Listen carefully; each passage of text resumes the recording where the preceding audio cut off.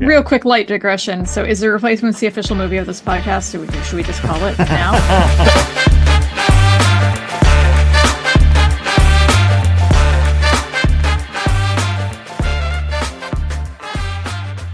Welcome to amorephillyunion, the podcast where we seek to understand, is home always home sweet home or not, especially as these last couple of games have not gone the Union's way.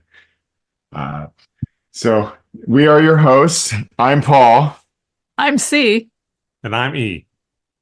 And now I have Poison's Home Sweet Home going through my head. So thanks for that. Oh, not Poison. It's not Poison? No. That's no, it's Motley Crue. Sorry. There you go. Sorry. There you go. Juxtapose that one. Hot Tub Time Machine, baby. That's right. Let the hair metal reign. Mm-hmm. Maybe that's what we again, need. we're just proving our age. Yep. Well, I first time I heard that song was in the ending credits for Hot Tub Time Machine. No, that can't have possibly been. Well, thanks for Oh, sorry. thanks for calling me out on that one. I missed the joke. I wasn't looking at your face. That's right. Oh well. Little trip down memory lane, but let's dive into the housekeeping before we start talking about the Union. So E, any updates on downloads? Any interesting ones this week? Yeah, so for the Help Us Help the You challenge, our goal of getting 3,000 downloads, last week was another pretty big week, probably, arguably, maybe our second biggest week of all time. We're currently at 2,170 downloads. That's nice. 75 downloads more since last week. Big shout out to Jim and Mel for coming on last week for the Thank you very much. It was a lot of fun. And as a result, it translated to our second most downloaded episode of all time. Wow. Which is huge. And the added kicker too was with their awesome story about Como FC and all that. We did get a download from Italy. So I know our social media outreach did link up with them or hashtag connected, all that. So I was glad that, hey, we got a download from Italy. So to our Como listeners, welcome. I'm trying to even think of how to say welcome in Italian. Buongiorno, buonasera, depending what time of day it is. I also know the word for croissant. I'm sorry. Hold on. And we lost our Italian and any French listeners that might have been listening. Hey, grazie mille. Thanks for that update. That's awesome to hear that we got a download from Italy. Hopefully, it'd be awesome if it is a Como fan and get to kind of stumbled across the story and enjoyed it. To help us help the you, we figured this week we'd throw out another challenge, or not a challenge, but an opportunity, I think is really what it is. Yeah. We have two prime tickets to the Union game against Orlando for the Philadelphia Union Foundation Night on May 11th. These are tickets at midfield. They're 7 or 8 rows from the field. Yep. And like I said, there's 2 tickets, a parking pass for the person that wants to win it. And what we're going to do is we're going to make this kind of a random. So if you are interested in helping the Union Foundation and would like to be into running for these tickets, please go ahead and make a donation this week. Anytime after we get this podcast up, between now and our next podcast, take a screenshot of your donation. You can feel free to redact whatever you want. But please let us know what you donate and email it to us at pod@amorephillyunion.com. And for every $1 that you donate, so if you donate $1, you get 1 entry. If you donate $5, you get 5 entries. If you donate $500, you get 500 entries. Yep. And we're going to randomly select a person to win these 2 tickets. So please go ahead, make your donations, send us, the little receipt that you get. Feel free to redact any financial information. We just need to know how much you donate and your name.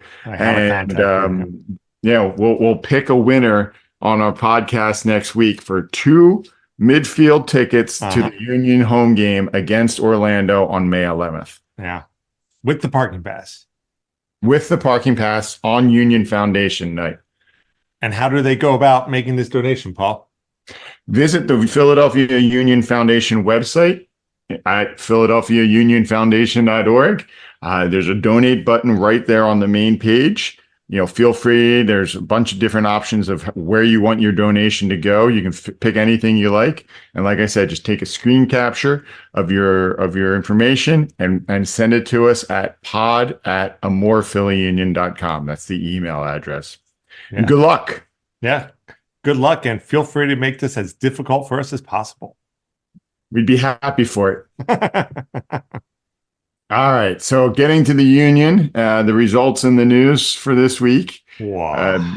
What had been, Fortress Philadelphia is showing some weaknesses as the Union drop, surprisingly, 2 home games. First, a 2-1 decision against Real Salt Lake, and then a 3-2 decision against Seattle as a makeup game for the rain out from earlier in the season. So diving into the Salt Lake game, what was the lineup? I'm going to just put it out there that I don't have the box score up here. It's real quick. This was the first home loss for the Union in more than a year in regular season play. That's right. Which is just to accentuate what you said, this was an even bigger deal. You might realize. So let's see. Lineup. Blake in goal. Wagner, Elliott, Glesnes, Harriel, Martinez, McGlynn, Alley. We're on a first name basis. Gazdag, Carranza, and Sullivan. It's hard not to put Sullivan in the starting lineup at this point of the season. He is arguably the seasoning, if not, he's at least the salt, maybe a bit of spice that the Union have had on the team all season, and he's definitely earned that spot there. Blake starting in net. So it was a pretty good lineup, 4-4-2. Yeah. Bedoya out there, expected good things from it. I wasn't at this one. I do wonder what the reception was for McMath. I hope he got some recognition and some, at least for those fans of the Union who've been around for long enough to remember him, that I hope he got a warm, semi-warm welcome back. Yeah. I would be surprised if he didn't. I feel like that we've heard people who have had less of a tenure get at least a non-threatening welcome. So let's hope. He had the one, I think his chant was, he's big, he's orange, nothing rhymes with orange. That's right. Zach McGrath? Yep. That was him. Just one of my favorite chants. He's big, he's orange. Nothing rhymes with orange. I almost wish he was wearing orange for this game just so they could have brought that out again. And I also am a little biased towards him because I remember when he was starting for the Union and Nate joined the Union Junior supporter.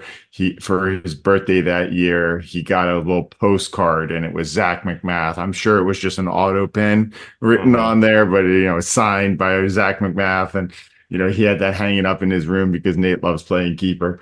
So he thought that was awesome.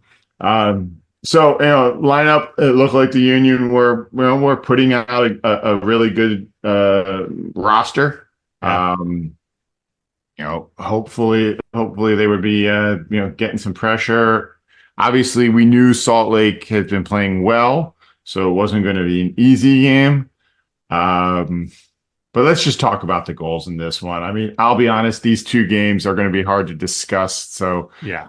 if there's particular topics you want to bring up about them, please let's do that.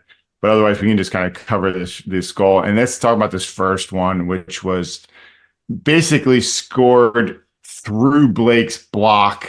Yes. Bounced into the air. Gomez, they have, was that Chicho Arango was on Salt Lake? Yeah.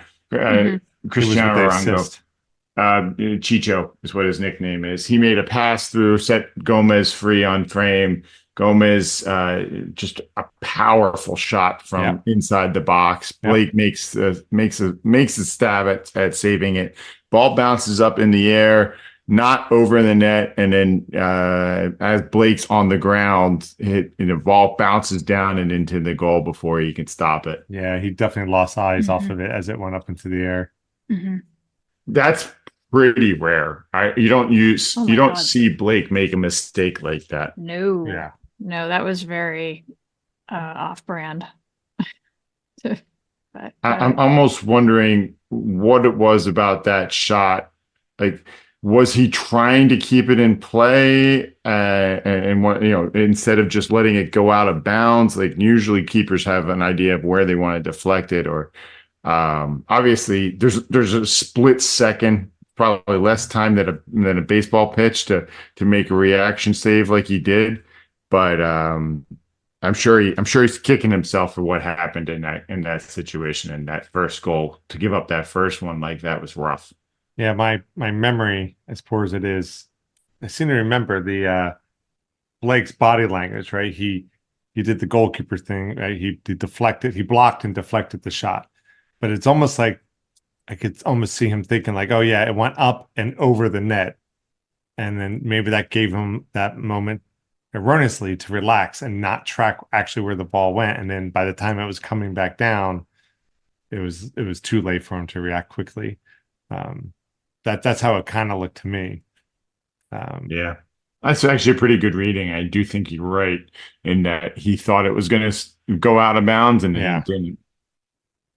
I mean, I think the one thing that I would have done differently in that situation is not even get a hand to the ball in the first place. So I probably would have been a Scott Sterling, and it would have just gone off my face. Oh man, that poor ball. Yeah, I mean, despite the fact that the Union actually looked good in this game, they were threatening. They first half in particular, they looked, the better, they look rested. They looked like they were, getting creative. It was Salt Lake that ended up scoring first and carrying that 1-0 lead into halftime. Was there anything else about the first half that either of you wanted to discuss? Not the first half. No. Okay. No. I was consulting my notes. I had to check. So yeah, it did seem that the Union were a little more settled coming out in the second half. Obviously, they want to get up first. The Union are built to play from the lead, but they have proven multiple times this season that they know how to score in the second half and tie things up. And it was in the 50th minute, I believe it was. Yep. That Gazdag tied the goal scoring record for the Union with a Gazdag goal in the run of play. It wasn't a penalty kick. It was an opportunity, an attack was formed, and Gazdag managed to put it away to get the Union back into this one. This was the one that tied the record? Tied it. Tied it. Okay. Yeah. I like how the Philly soccer page describes it as Gazdag was hit by a Sullivan shot that bounced in front of him. And then in midfielder made no mistake, as he definitely played the ball into the net to tie the match at 1. I mean, that was a fun shot to watch. That was a really fun shot to watch off what appeared to be off his heel. Not quite sure because the replay was a little muddy, but I don't know. It looked really deft. I don't know if it really was. The back heel? It kind of looked like a back heel. It looked like a back heel. Yeah. It was a totally It looked like a back shot. heel, which it Flick. was cheeky, as the Brits might say. Very cheeky. But I mean, if you're going to score from play, this is a good one to do it with. mhm. And if you're going to tie a record, it's a good one to do it with. Also that. It's funny, and we'll talk about it in the next game because we definitely have a discussion about offside. This goal, while Gazdag was definitely onside when he did the little heel flick to score, when the ball kind of ricocheted off him from Sullivan, I remember thinking he looked actually offside at that point. And then the ball went out to the left wing, and I forget who crossed it back, and then he heel flipped it for the goal. I thought they were going to actually call it back because of the initial impact that against Gazdag. He looked to be a little offside, but fortunately, my perspective wasn't what the refs were seeing. So, and this to me, this is contender for goal of the week if that's even still a thing anymore. But it was such a cheeky little goal. Well, it would have been up for goal of the week, except for the final resulting goal in this game. But just remembering this game and reading some of these results or the recaps, I do remember this game got very choppy. Not necessarily chippy, but it was very clear that Salt Lake was fine wasting time wherever they could.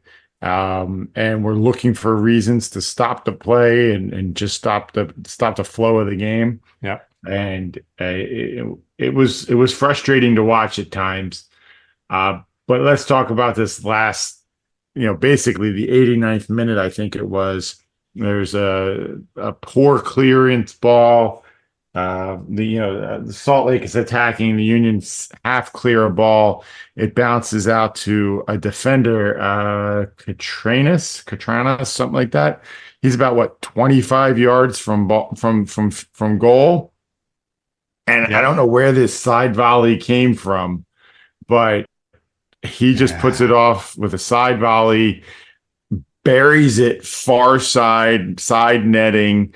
Keith Blake with a laser of a shot. I mean, it looked like the ball had eyes the way it moved, and just if not for this last goal, I would say that Gazdag definitely had the best goal of the night. But this goal was this is a highlight. This is a career highlight goal for Katranas or Katranas or whatever his name is. Yeah, super happy for him. Described as a thunderbolt by the announcers. Oh, really? Yeah. Technically, if you think about it, not scientifically correct, but we'll let it go.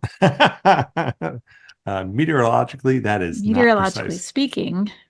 Well, maybe they meant that it was done by a marionette. I don't know. Wasn't that the Thunderbolts? Again, Thunderbirds. Showing my age. Thunderbirds. So that sucked. Yeah. So that sucked. Yeah. And then I know after he scored, he kind of ran to the sideline and he was doing a whole everyone just simmered down, kind of gesturing toward the ground a little bit. I thought for a second he was going to be like, "Hey, let's not celebrate. Let's just keep playing." But then he started doing the whole thing like, "Oh, I can't hear you," to the to gesture to the crowd. That's what it seemed like. And I took that as quiet down Philadelphia. Yeah. Pump it up RSL fans. I assume there were some there. Yeah. So it's just whatever. I mean, not like we don't do that as a away team, but it's annoying. Yeah. So I do have to say there, just to wrap it up really quickly. I mean, Blake had a great save and stoppage, or else it would have been 3-1. Let's be honest. So there was a credit where it's due. Yeah. So the Union suffered their first loss of the season, their first loss at home in a year. I think it was. I think it was closing in on 13 months, but yes, so more than a year. So same thing. Flying high at the beginning of the season. Obviously, we're only a fifth of the way through the season or a fourth of the way through the season. Losses are going to happen. Nobody goes through the season without a loss. But all right, we lose one. It hurts even more to lose it at home. But hey, we've got the makeup game, the postponed game against Seattle, the rainout game. on Tuesday, and there's been a lot made about the postponement game roster rules and who's allowed to play. Holy cow. The rules Yeah, were unbelievable. A lot of confusion around that. I think at one point, Danny Higginbottom even mentioned that this might be the first MLS game where there's two separate sets of rules in effect during this game, because I guess one set of rules had changed since the game was postponed, about like players that can actually be on the field and how it was like the IRS did the rules for this game. It was just like Right. They had to fill out a Schedule A in order to figure out like which players can suit up. Oh my Lord. On top of that, then too, the lockout or strike, or however you want to think of it, for the refs also stopped or was in effect for the first game, no longer in effect now. So the referee staff was different, which fair, but so that was another change. I mean, it's so rare to have a game called. I mean, we have all been at the stadium in ridiculous temperatures, ridiculous weather, and lightning storms huddling under the the bleachers. I think at some point, I'm sure I was there with you, Paul, at some point when there was a thunderstorm, and so it's so rare to have it called. This is a very unusual thing, and I sent you guys an article from the Inquirer about what they thought the rules were, and quite frankly, I don't think it was accurate, because watching the game, none of the things they said seemed to happen the way they said they would. Wow. So I don't know. It's not worth parsing at this point, but it's just, it was confusing. It's a little. I did see a comment online that was what made me laugh. It was like, if we don't play the first 5 minutes of the previous game on the Jumbotron and then start on the field as if nothing happened, what are we even doing? Which I thought, that would have been stylish, but didn't happen. So as far as whatever the rules were, the Union did roll out a very good lineup. Yeah. Carranza actually ended up on the field, and I'm looking at the Philly soccer page, and apparently the way that happened was because of people being, certain transfers. Carranza was put on the bench, and then Marcus Anderson is out for injury, so they had to sub in Ty Baribo, who then they immediately subbed for Julian Carranza before this game technically restarted. Wow, I mean, it's really Byzantine. And so they end up with Glesnes on for Lowe with Elliott. It was Harriel out left and Bizo out right. But the big thing on the defense was that it was Oliver Semla in net instead of Blake, because apparently Blake has injured himself. Did either of you hear how Blake hurt himself? I don't know how he hurt himself. I know it's a knee injury, and I know they had to drain fluid from his knee. Oh no. Yeah. So I don't know if it was something from the previous game or if it was practice, but that was I do know that much. Did fact check that. Well, here's hoping he heals up soon and fast and for good. Yeah. Definitely. This has been an up and down season for him for sure, injury wise. Yeah, it's tough. Yeah. Definitely tough. And then as far as the midfield, I mean, it was Martinez, it was Bedoya, it was Gazdag, and then who was out left? Was that Sullivan? Mm-hmm. Yeah, Sullivan was on the field. No, it wasn't Bedoya, because Bedoya was a sub. Yeah, Bedoya was subbed in. Let's see here. Hang on. I have it. It was Bueno. That's what it was. Bueno, you're right. It was Martinez and Bueno, and then Sullivan, Gazdag, and then Ura and Carranza up top.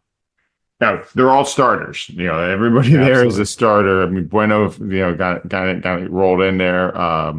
But wow, this restart, it did not go the way the Union wanted this to go at all. The Union looked coordinated. They looked at the start, they looked like they wanted to take the game to Seattle.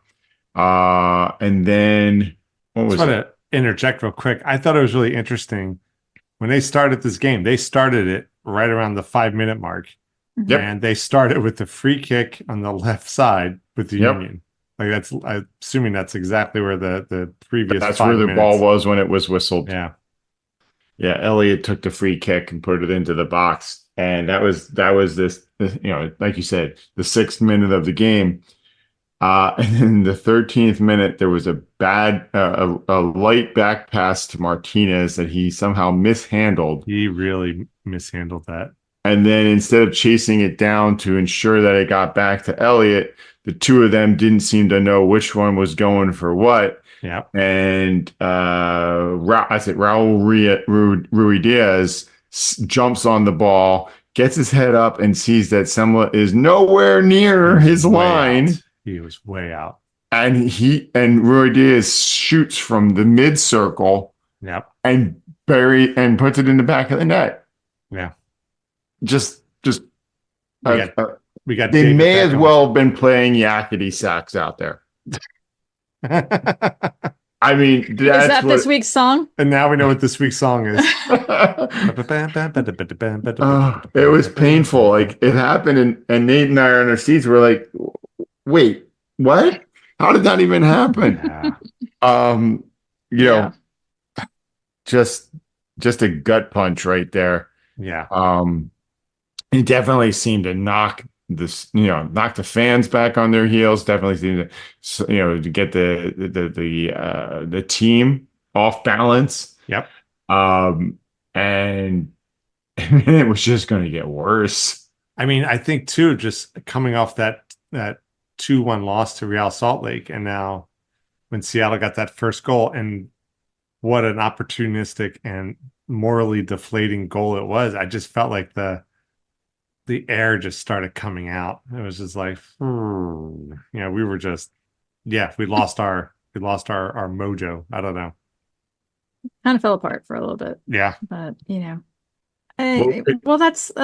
that's two things in very quick succession. It's not, it's very human to respond poorly to that. Yeah. I mean, I understand that they should hold it together and all that kind of stuff, but sometimes it does take a minute to regroup because they were probably stunned. Sure. And especially, Seattle had won one game. Yeah. So far before this. So, I mean, even their coach had said that they didn't have it together, that they were getting it together, but they did not have it together for much of the season so far. So, I don't know if they were overconfident. I don't know. Who knows? Yeah. I can't imagine that a 5-minute restart deflated them. Sometimes when they do this and start a game a few days later, everybody's all discombobulated for a little while. Yeah. I can't imagine that a 5-minute that can't have made that much of a difference. So I can't. Well, if whether or not it did, it felt like the goal kind of got them into the game because suddenly what had been kind of tilting in Union's favor was much more balanced, and the second goal then would happen very quickly as the Seattle was in the attack. Yeah. The play was on the right side of the Union box. The player, what's his name? Obed Vargas got a pass and got a half a step of separation and shot from just outside the box and buried it side netting. It wasn't Katrinas level of finish, but it was a very clean, very nice shot. And Semla really didn't have much of a chance with it coming through the screen like it did, and suddenly. What looked like it was supposed to be a Union victory, we're now down 2-0 and we're 23 minutes into the game. Yeah. And I don't know, it kind of reminded me of The Replacements when Keanu Reeves' character starts talking about quicksand. Oh, exactly. I just felt like, suddenly first you have the game against Salt Lake and things just don't go right. I know we didn't really talk about Bedoya's comments after that Salt Lake game, where basically he called out a bunch of the Union players, not directly, but he called out a bunch of players for not playing hard. Wow, I didn't hear this. And now here we are in this Seattle game, and it's just getting worse. and you could just kind of feel like, oh, how bad can this get? And it would get worse. Yeah. Well, real quick light digression. So is The Replacements the official movie of this podcast? Should we just call it now? Because I mean, there's plenty of soccer movies out there, and yet somehow Replacements darn near every week. When the shoe fits. Hackman's always good. Oh man. Yeah, this episode of amorephillyunion brought to you by The Replacements. So it would get worse. That was where I interrupted you. Yeah. So I will say this too, just before we get to this third goal. Paul, what you're saying, yeah, honestly, it felt like Seattle had an extra gear. Like anytime like one of our guys got the ball, it just felt like there were two Seattle guys on top of them. And even was Harry on the right wing? I'm trying to remember. Harry was on the left. He was on the left. Bizo was on the right. Yeah, I just felt like even as we tried moving the ball down the wing, which we usually have some pretty fast guys, they were quicker. They were a step ahead of us. And yeah, I felt like Seattle was just all over the Union. And we could get control of the ball and try to do something, but it just felt like they were just always a half a step ahead of us. I would say that, especially down the right side, it felt like Sullivan and whoever it was, whether it was Mbizo in the first half or eventually, after substitutions, it was Harriel. They were fighting for the same space in that overlapping outside part of the game. And yeah, it wasn't. It was tough to watch at times where it seemed like both of them wanted to be in that space and neither of them wanted to play the other person through that. But yes, finishing out the first half in the 37th minute, Seattle once again in the box, and Mbizo, I mean, I wish I could defend this, but it's completely obviously a foul in the box. Takes the guy's legs out as he's turning and to defend the ball and pass it to a teammate in space, and then Mbizo just takes him down. He just kicks his legs out. Nowhere near a ball. Nowhere near it. Yeah. It's like, as a Philadelphia fan, I want to be able to defend it and be like, oh, this is a terrible call. It should never have been a penalty kick. It shouldn't just play on. Nope. It was a penalty. It was a foul. Yeah. 100%. The ref was like, hey, man, thanks for making my job easy. Yeah, right. Yeah. It just like 4 yards further downfield, it would have, but instead it's a penalty kick. And Semla is in net and Ruidiaz. Can I tell you, I hate this type of PK. I especially hate that the keepers ever let it go in, but he just drove it softly right down the middle, counting on the keeper to dive one way or the other. Yeah. And it drives me crazy. Like, as a keeper, you should be watching for the shot. I get it. Sometimes you're just making a play. You're just betting 50% left or 50% right. I'm just going to go one way or the other. And then I believe this is called a Panelka type of a PK where you put it softly down the middle and embarrass the hell out of the keeper. And that's what Ruidiaz is here. I mean, literally, if he had Semla had just stood there, he would have stopped this shot. Yeah. The slap in the face with a white glove. Yeah. Pretty much. I mean, because it was just so like, think done. That's it.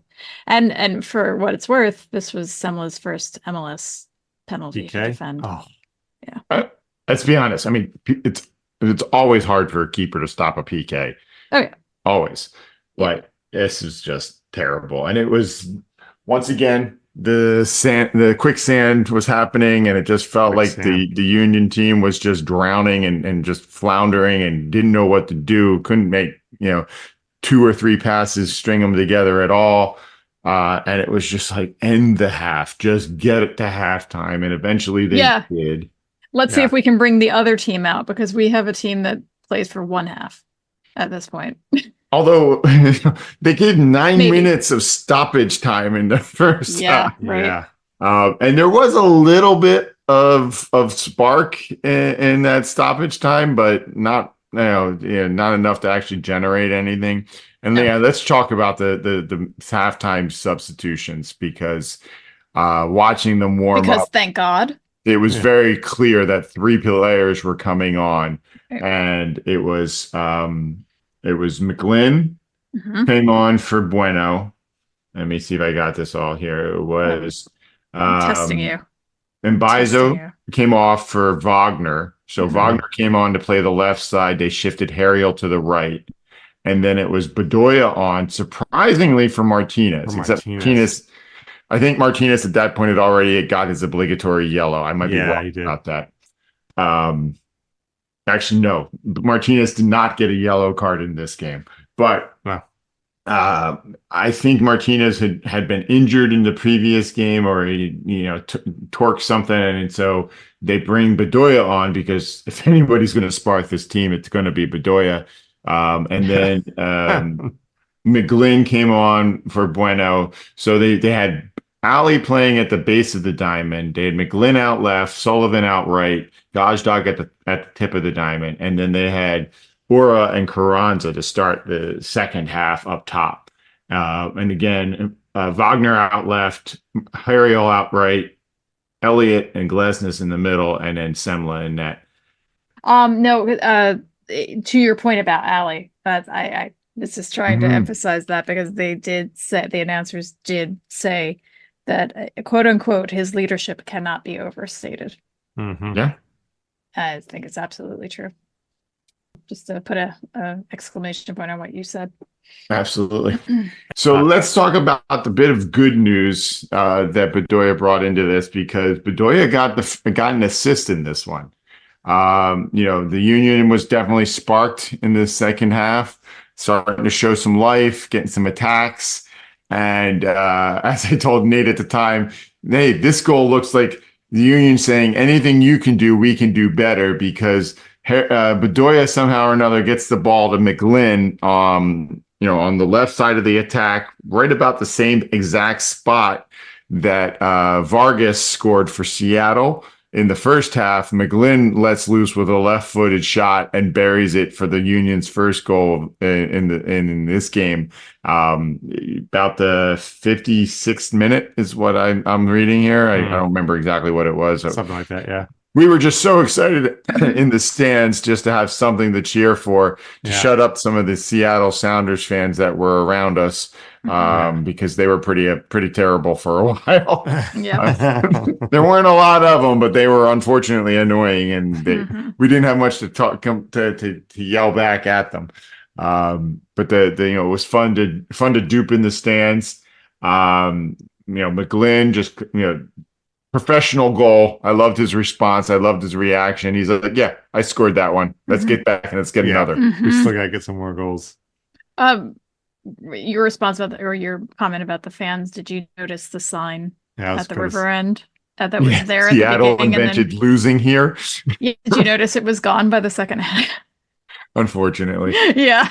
I think that's one of the only times I can remember seeing a sign retraction. Yeah. But it's just maybe it made me laugh amid my tears a little bit. It takes a big supporter group to admit when something's not working.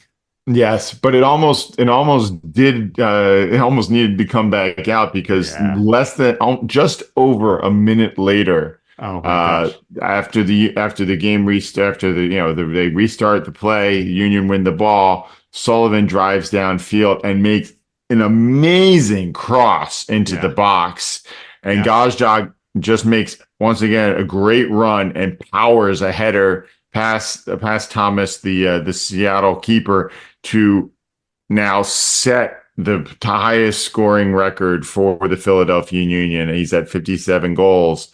And all of a sudden there was a lot of life in this team. There was a lot of energy in the crowd. And it was all of a sudden a lot of fun to be there. And we were just like looking up at the stand at the time. It's like, wait, it's 58th minute. Oh yeah. We've got plenty of time to get a third and even a fourth goal in this game. Yeah. And that's how it looked. That's how it looked too from TV, because now you could see like the old Neo reference, right? He's beginning to believe. And like you see the Union were hungry for that equalizer goal. And it looked like they were going to get it. And by some arguments, they did get it. Because I don't remember who, was this another Sullivan pass into the box? I can't watch remember. the replay tonight. What was it? Was it a Sullivan I can't cross? remember who made the pass. But either way, it was another really good pass into the box. Gazdag just chests the ball into the net and then gets called for offside. Yeah. And, in the stands, we kind of didn't know what happened, but we just assumed they got it right. But I swear, rewatching this, it's one of these super tight offsides calls that It's close. Okay, they made the call on the field. Is there enough evidence to overturn it? No. I get it. Is it right? Is it wrong? I keep coming back to like what we've been talking about all season, the handball calls, the offside calls. It's like, what is the real spirit of these rules? Are they really in a cherry picking super offsides rule, or is this 6 inches one way or the other? Mm-hmm. And I gotta admit, I feel like if it's 6 inches one way or the other, you just gotta let the play happen and call the goal. Yeah. Obviously, that would have helped the Union in this case. We'll see if it ever goes backwards against the Union, how I feel, but this was frustrating. This was really frustrating. It was. I mean, there's the period end. It was. We rewatched it tonight because last night the commentators were so busy saying, "Oh, it was the right call, clearly, yeah, clearly, oh, absolutely." Mm-hmm. Higginbotham even was saying that, and he doesn't show favoritism like he once may have, but he still loves us. He loves us. Let's be honest. His wife's from here. Oh, I didn't know that. Mm-hmm. That's a fun fact. But so we definitely Zapruder filmed this as best as we could. Yeah, exactly. And it was the angle. It still wasn't that nice direct shot that you won, I won, Jim Curtin once. But it was better than it was. It was still on an angle, but it wasn't as angled as it could have been. Right.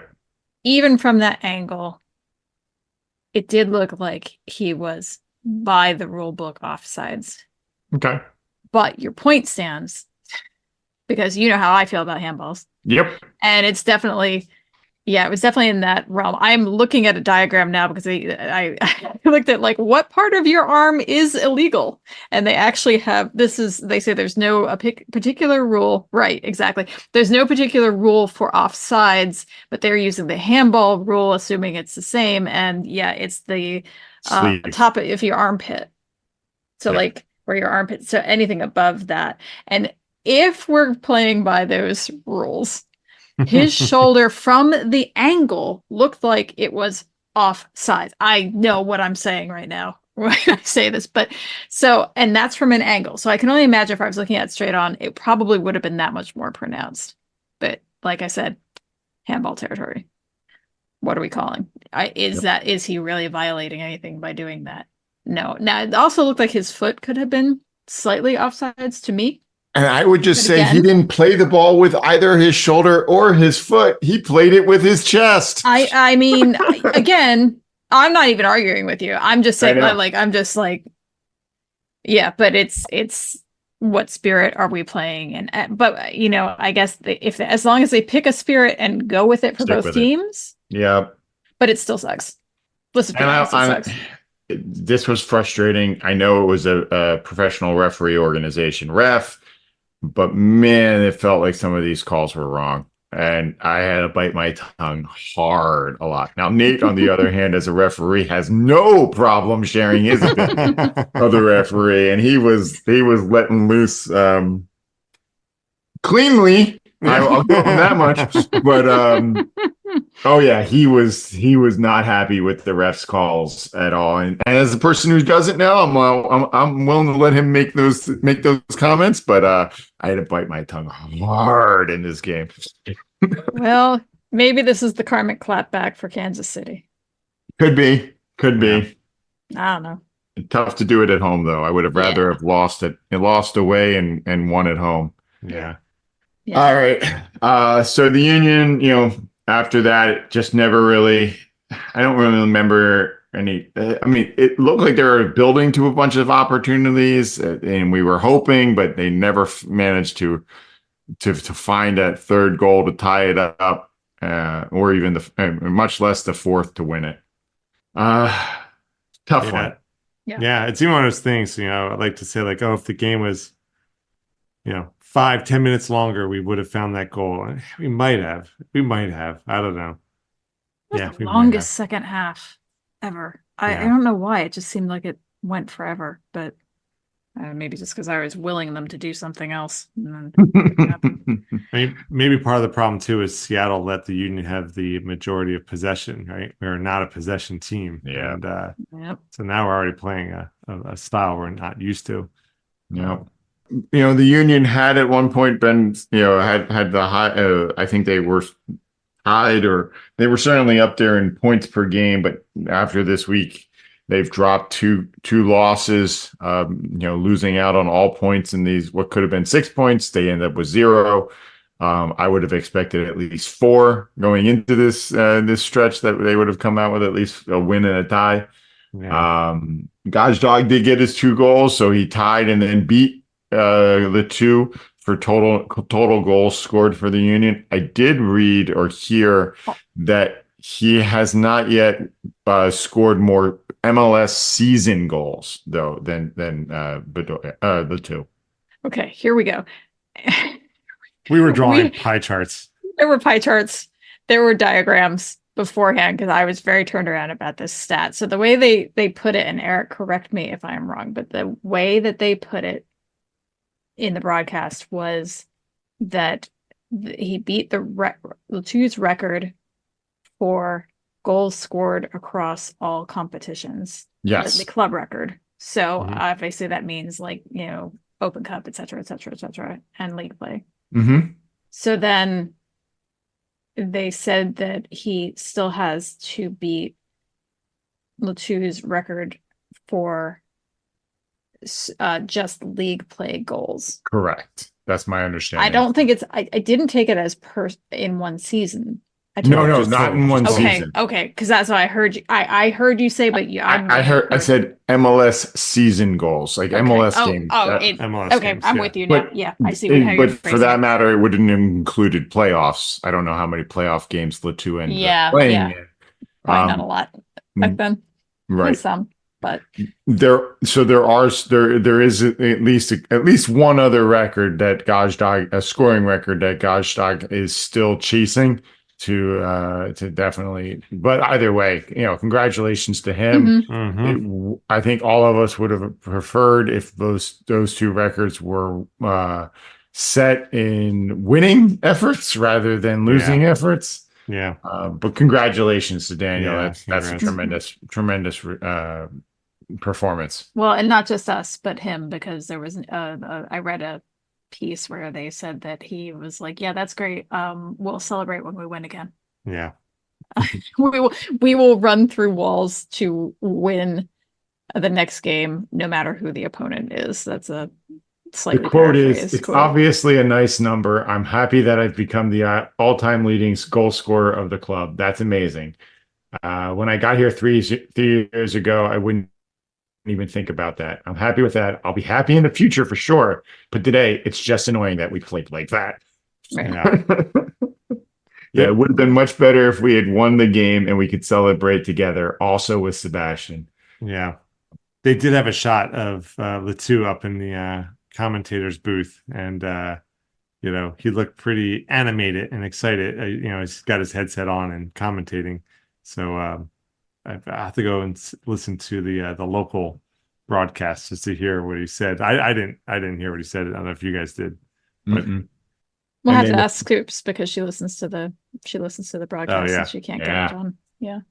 And then to finish out Gazdag's quote, it says, after 2 games like this, we have to go out there and just run through walls to win the next game. It doesn't matter against who.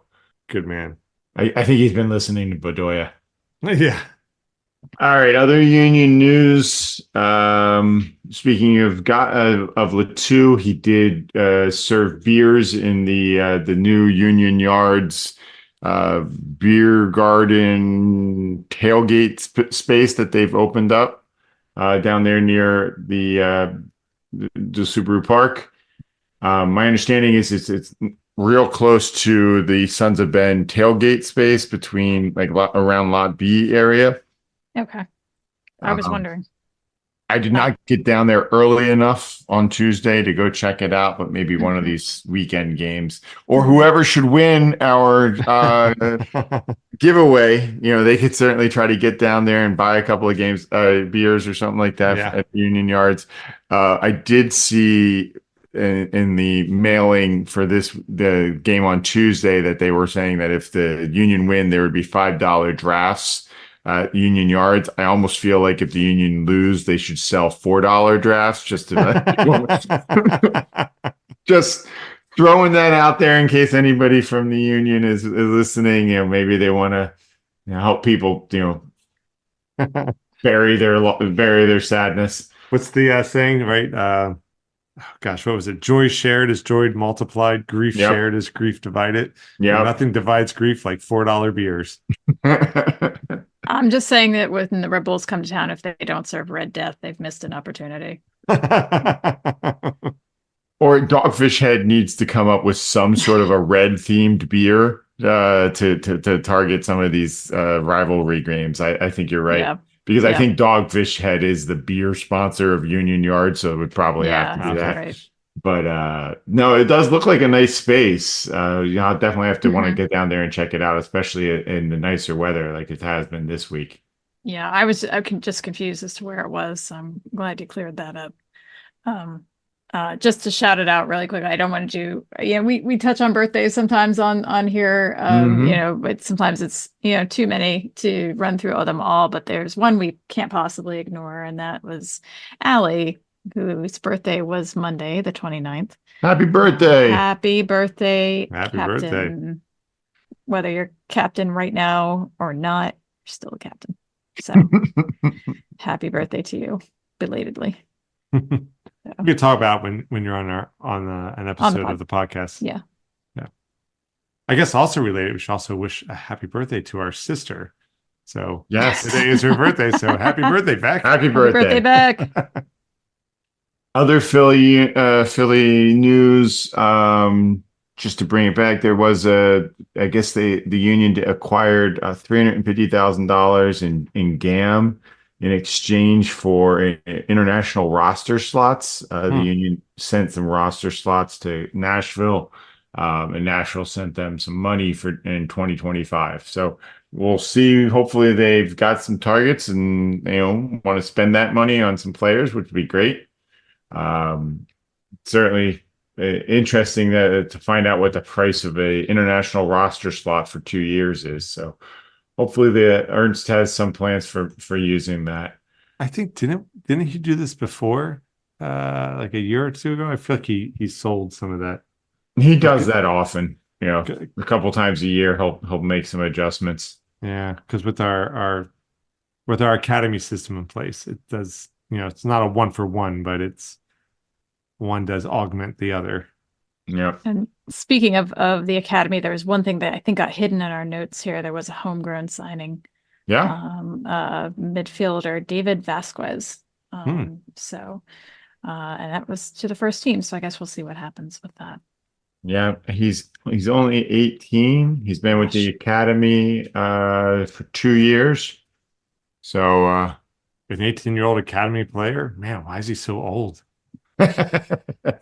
He's only now getting into the full team. Yeah, go figure. His nickname on the team is Grandpa. Hops. Hops Vasquez.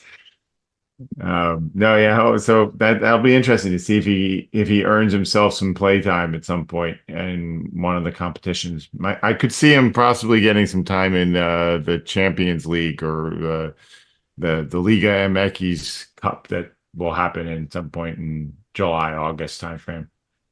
And that's kind of what we had noted beforehand. Any other news that you guys want to bring up? We do have the upcoming game. That's true. So upcoming game this Saturday in DC against United, obviously. It's a battle of 7th place versus 8th place. And Union hopefully trying to get back on the winning foot. It's going to be tough. Benteke's been scoring some interesting goals down there in DC, so we'll see. Yeah, I don't know. These 2 losses, I mean, hopefully silver lining this whole thing as well. Hopefully getting these 2 losses now puts that little bit of a little pain now, serves as an ounce of prevention, for something later, right? It motivates us to, up our game. And hopefully we up it this Saturday. To go we undefeated. Up it all over DC United. Kick their butts. Yeah, I mean, to go from undefeated to 2 losses in a row, I mean, that's painful. That's something. Clarifying question: is Benteke playing or managing? Playing, right? Playing. Okay. Playing. All right. That's what I thought. I just went because when on the broadcast they referred to it as Benteke's DC United, and I'm like, are we doing this now? Yeah. Messi's, whatever. What are they called? Miami Pink People. Yeah. Flamingos. It's Inter Miami. Thank you. It just went right out of my head. I'm That's tired. right. Sorry. I wasn't trying to be as snarky as that sounded, but Yes, you were. No one is disagreeing with you on this end. I mean, I have been, and I will again in the future, but this time I wasn't. So yeah, I did not know that, but okay. Because I thought the same thing when they said, going up against Benteke's DC United. I thought, like, wait a minute, is he managing? I even went and looked it up. Yeah. And no, he's just playing. But okay, he's a good player. Oh yeah. Glassness is going to have his hands full. Before we sign off or before we get to the ending, I just wanted to, going into this season, I was real confident about Jack Elliott and, Glassness and look positive about Lowe. But I mean, it almost feels like Elliott's taken a step back and has kind of become a little more questionable back there as a center defender. And it's surprising. I would have thought he would have been the best of the 3 of them going into this season, but it feels like now it's Glassness's spot as that top center defender. And hopefully Jack gets resettled in there and finds his stride again, because I don't know if Lowe's going to be available. I think it's going to have to be Glassness and Elliott in the center defense for this game against DC, since Lowe was injured. So just wanted to throw that out there one last bit. So game against DC on Saturday. And anything else from you guys? No, right. I think that's it. As a reminder, every $1 that you donate to Philadelphia Union Foundation will get you an entry into our giveaway. Our first giveaway. So please, send those screenshots or any other messages you want to send to us at our email address at pod@amorephillyunion.com. You can find us at X or Twitter at amorephillyu. Our Instagram, YouTube, and Thread accounts are amorephillyunion. Sounds like we already know what's going to be added to our eclectic Spotify music playlist, which you can find if you search for amorephillyunion. But please check it out. And as always, you can get our podcast wherever you get yours: Apple, Spotify, Amazon, etc. Thanks everyone for tuning in for another episode of Amorephillyunion. We're your hosts. I'm Paul. I'm C. And I'm E. Go Union!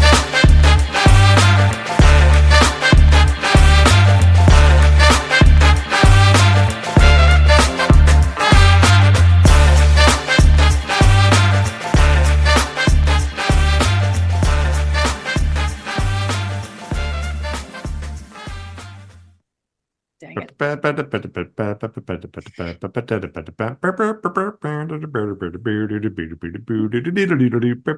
don't know. You did throw out whatever.